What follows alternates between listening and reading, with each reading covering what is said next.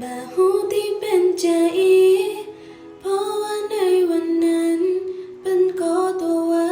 เม่นก็ยินดีที่ตัวจูยินดีที่ตัวก่อนบาหูว่าหอยจูบนี้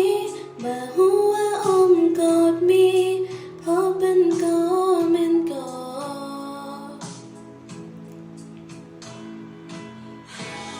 เป็นก็ตัวล้ำเหลือที่เปิดมาจนได้หัวเรื่องนี้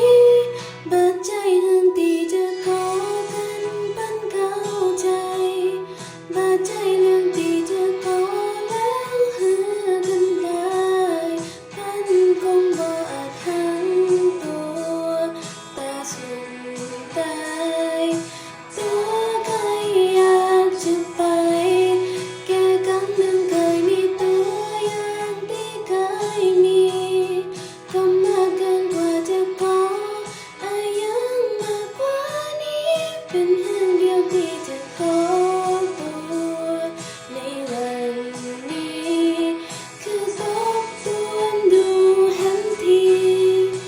ก่อนจะไป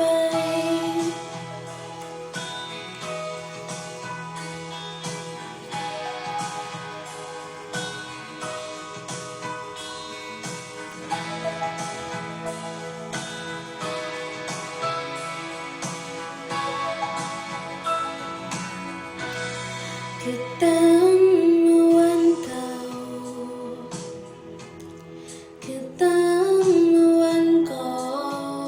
นคือตั้งหาคนผู้